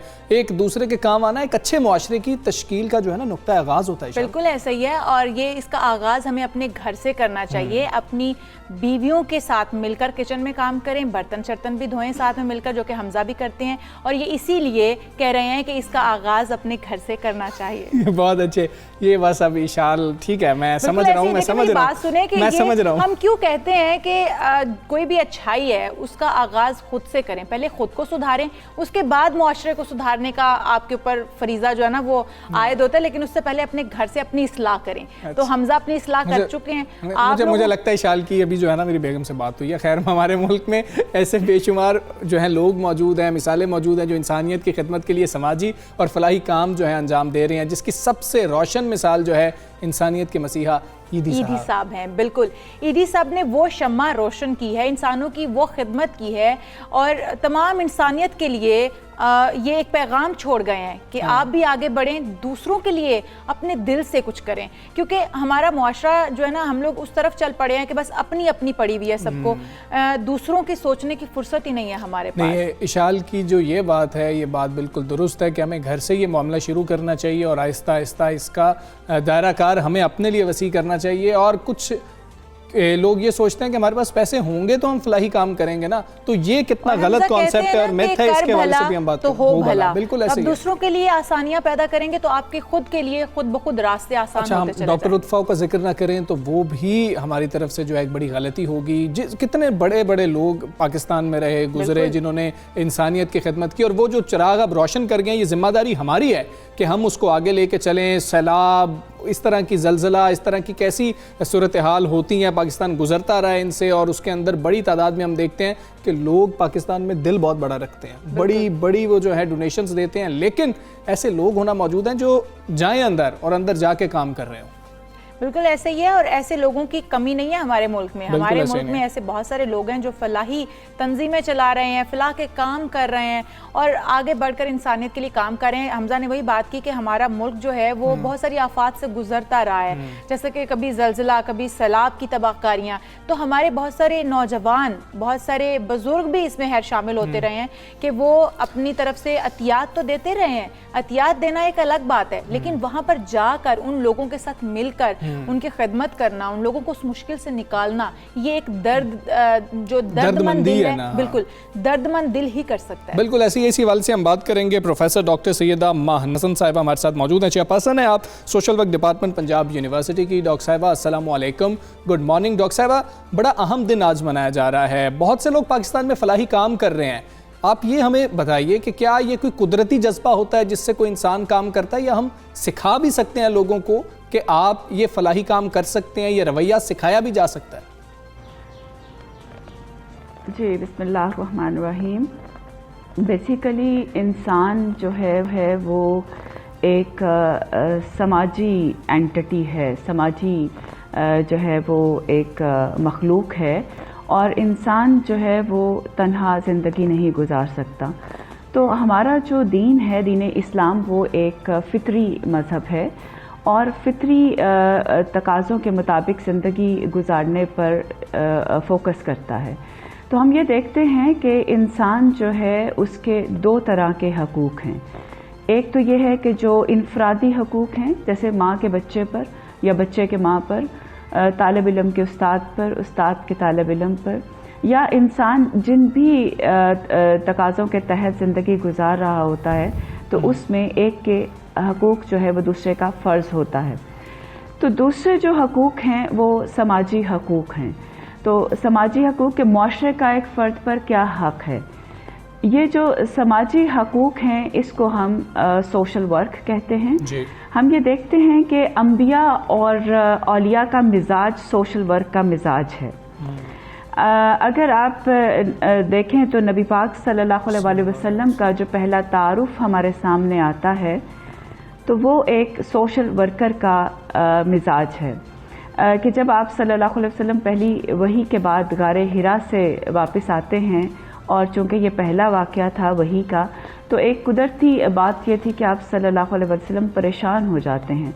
तो जब हज़रत ख़तीजा रज़ियल्लाहु ताला अन्हा के पास आकर के बताते हैं, तो हज़रत ख़तीजा रज़ियल्लाहु ताला अन्हा आप सल्लल्लाहु अलैहि वसल्लम को इन अल्फाज में तसल्ली देती हैं कि या रसूलल्लाह सल्लल्लाहु अलैहि वसल्लम, आपको परेशानी की ज़रूरत नहीं है, क्योंकि आप सल्लल्लाहु अलैहि वसल्लम मोहताजों के काम आते हैं, ज़रूरतमंदों के काम आते हैं, आप माजूरों का बोझ उठाते हैं, यतीमों और बेवाओं की मदद करते हैं, आप सिला रहमी करते हैं, रिश्तेदारों को जोड़ के रखते हैं। तो आप ये देखें कि जो पहला तारुफ है नबी पाक सल्लल्लाहु अलैहि वसल्लम का, वो एक सोशल वर्कर का तारुफ है।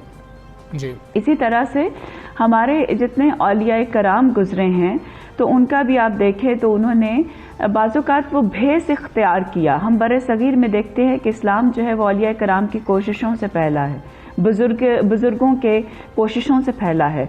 तो वो ये था कि वो अपना बाज़ौक़ात लिबास भी वो पहन लिया करते थे जो इर्द गिर्द के लोग पहना करते थे, और वो अवामुन नास में बैठ कर लोगों की खिदमत करते थे, और लोग उनसे मुतासिर होकर के उनके अखलाक से, उनके किरदार से और उनके ख्याल रखने से वो इस्लाम कबूल करते थे। इसी तरह आप ये देखें कि हमारे जो दीन की असास है वो ये है कि वो पहले ताल्लुक़ पैदा करें और फिर तबलीग करें। तो हज़रत बिलाल हबशी रज़ियल्लाहु ताला अन्हो को ऐसी क्या चीज़ थी कि जो वो तपती रेत पर लिटा दिए गए और उनको जलाया गया, लेकिन वो फिर भी आप सल्लल्लाहु अलैहि वसल्लम का साथ छोड़ने को तैयार नहीं थे। तो उसमें हम देखते हैं कि हज़रत बिलाल हबशी रज़ियल्लाहु ताला अन्हो का जो कबूल इस्लाम का वाक़या है कि रसूल पाक सल्लल्लाहु अलैहि वसल्लम तशरीफ़ जब उनके पास लेकर के गुज़र रहे थे, तो देखा कि एक शख्स जो है वो घोड़ों के अस्तबल में बीमार है और उसका जो यहूदी मालिक है वो उसको डांट रहा है।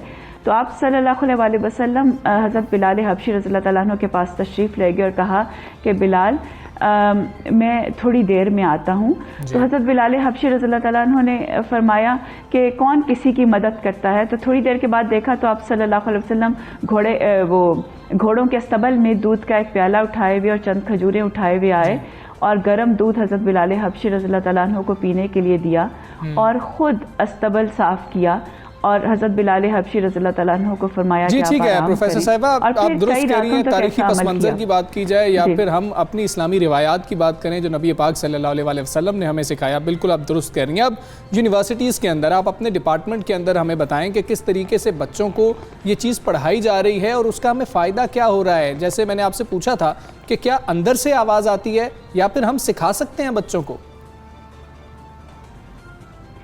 देखिए बिल्कुल सिखा सकते हैं। अगर सिखाने की बात ना होती तो कुरान पाक का जो मौज़ूए जो अंदाज़े तख़ातुब है, ए इंसानों, ए ग्रोह जिन्नो, ए इंसा ईमान वालों, तो इंसान को बेसिकली एड्रेस किया गया है।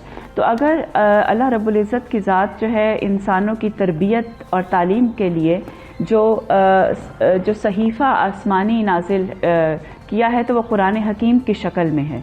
तो हमारे यूनिवर्सिटी में भी मैं इस बात को अपने स्टूडेंट्स में भी बात करती हूँ कि जो हमारे सोशल वर्क का वे ऑफ एड्रेस है, जो हमारी लेबॉर्ट्री है वो सोसाइटी है and we work for the dignity and worth of the humanity.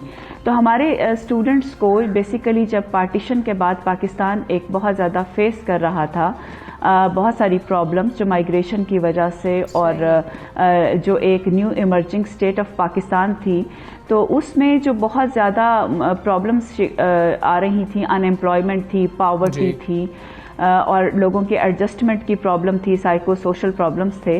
तो उसमें जो है वो 1952 के अंदर गवर्नमेंट ऑफ पाकिस्तान ने यूएन के ताउन से यहाँ पर एक ट्रेनिंग कोर्स जो है वो शुरू किया सोशल वर्क के हवाले से, क्योंकि यहाँ पे trend professional social workers available नहीं थे। देन 94 के अंदर इस ट्रेनिंग कोर्स को जो है वो एक डिप्लोमा कोर्स में कन्वर्ट कर दिया गया और फिर 1956 के अंदर यहाँ पर एमए सोशल वर्क की डिग्री का बाकायदा इजरा किया गया। प्रोफेसर साहिबा, ये तो हो गया एक डिग्री लेकर बाकायदा सोशल वर्क करना, ये तो हो गया एक डिग्री लेकर सर्टिफाई होकर इस काम में आना, लेकिन हमारी जो नौजवान नस्ल है वो बहुत ही पुरजोश हैं, बड़ा ही दर्दमंद दिल रखते हैं और फलाही कामों में आगे बढ़कर आना चाहते हैं। जैसे कि बहुत सारी सूरत हाल ऐसी बनी भी, ज़लज़ला ज़दगान को हमारी मदद की ज़रूरत पड़ी बहुत सारे ऐसे इलाकों में। तो हमारी नौजवान नस्ल जो आगे बढ़ना चाहती है, किस तरीके से वो कौन से ऐसी प्लेटफॉर्म्स हैं जहाँ पर जाके राब्ता करें या फिर आगे बढ़ें? किस तरीके से जो लोग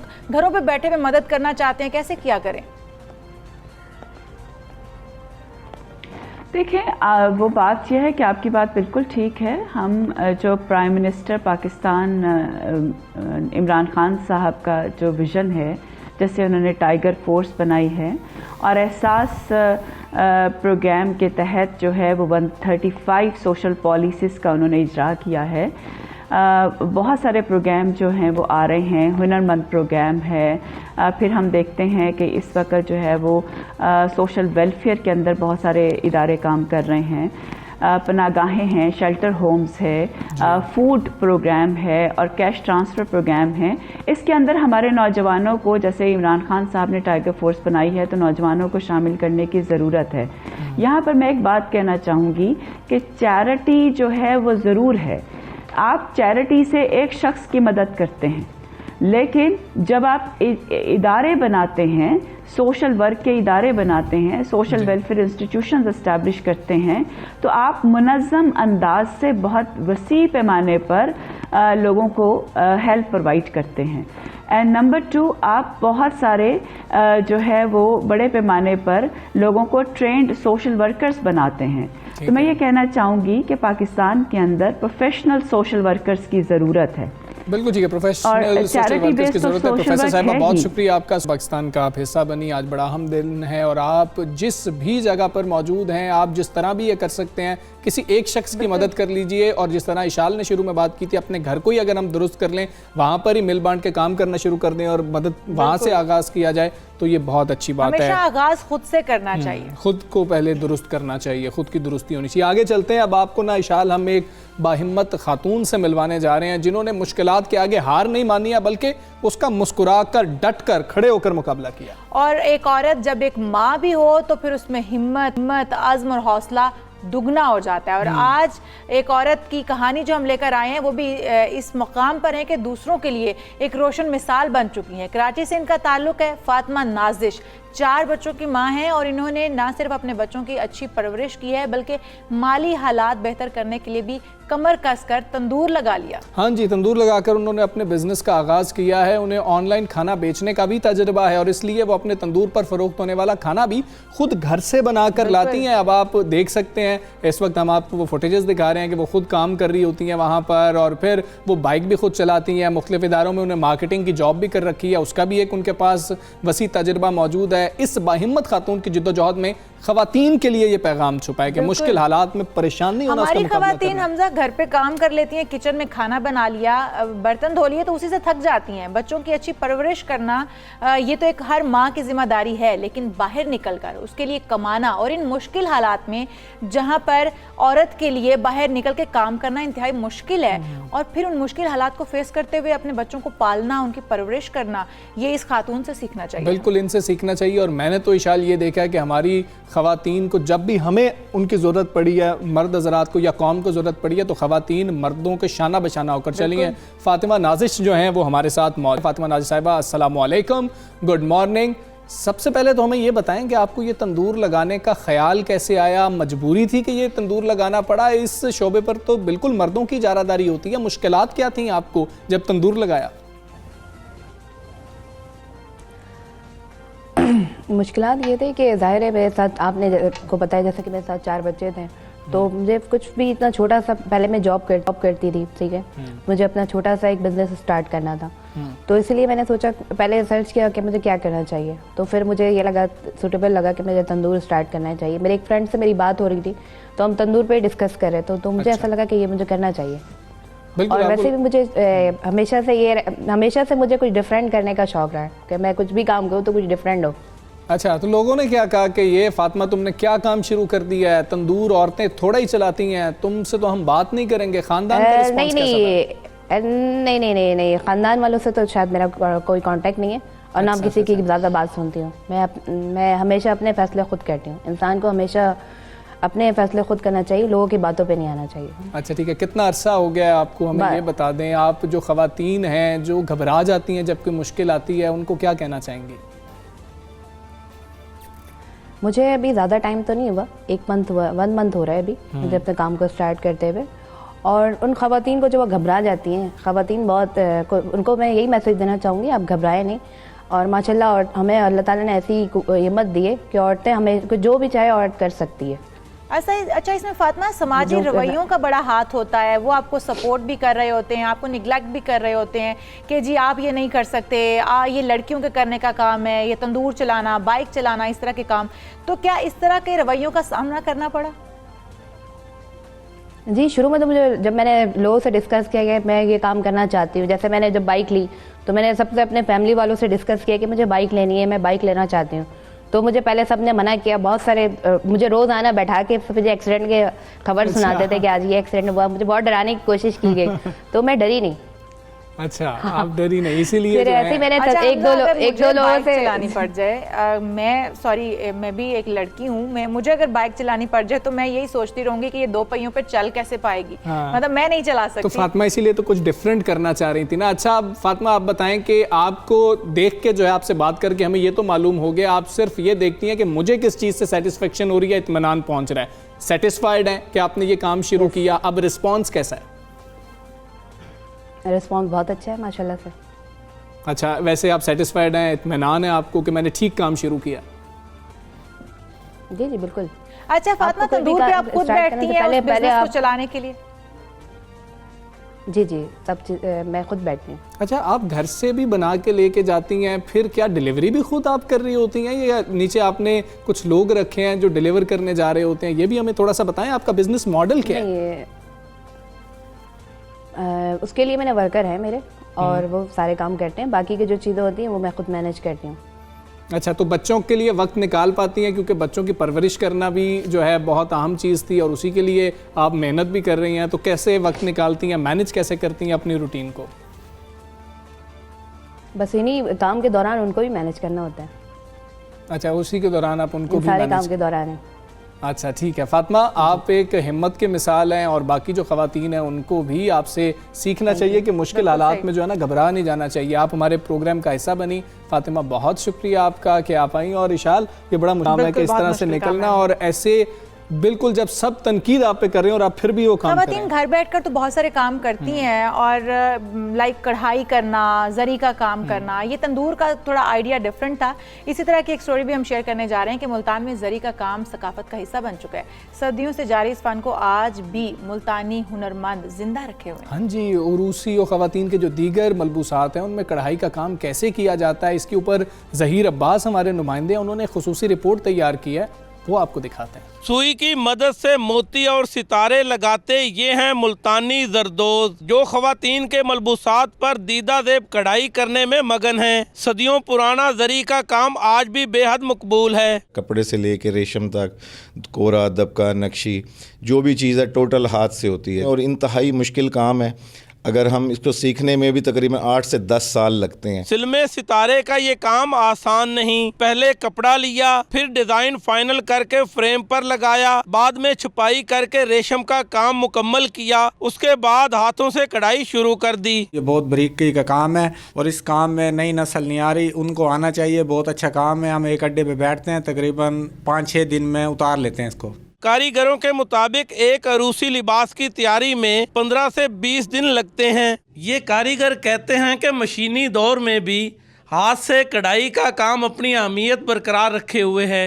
कैमरामैन मेहताब हैदर के साथ ज़हीर अब्बास, 92 न्यूज़ मुल्तान। जी, तो खुसूसी रिपोर्ट आपने देखी है, तो क्या इस मशीनी दौर में आपको भी हाथ की कढ़ाई वाला जा रही हूँ इसकी ज़हीर अब्बास की रिपोर्ट देखने के बाद हमजा मैं सीधी मुल्तान जा रही हूँ, क्योंकि मुझे जरी के लिबास बहुत पसंद है। यकीनन ख़वातीन भी देख के काफ़ी खुश हो रही होंगी, मुल्तान का रुख कर ही लिया होगा। अच्छा, वैसे बड़ी मेहनत करनी पड़ती है। अगर 15 दिन में तैयार होता है और आप हाथ से तैयार कर रहे होते हैं, आप मुझे थोड़ा सा इचाल इस बारे में बताएं ना कि कितना को फ़र्क होता है। अगर आप मशीन से कर रहे होंगे वो तो समझा जाता है बड़ा परफेक्ट होगा। हमजा जैसे मैं मशीन ऑफिस ही लेकर आती हूँ और मैं इसके सामने बैठ के कढ़ाई और सिलाई कर रही होती हूँ, भाई मुझे कैसे पता, मुझे खरीदने का पता है, पहनने का पता है। अच्छा, आपको अच्छे कौन से लगते हैं, मशीनी या फिर हाथ से कढ़ाई वाला? पहले जो होता था, जैसे कि हम देखते भी थे, खवातीन हाथ से बैठ के बुनती थी, बड़े खूबसूरत नफासत के ड्रेसेस बनते थे।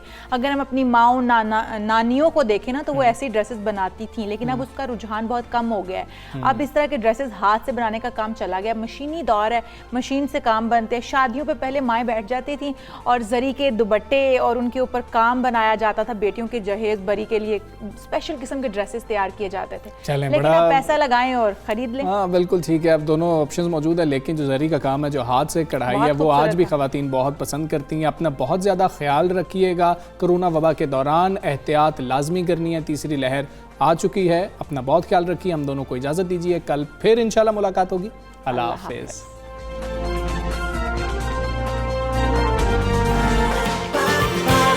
सुबह सवेरे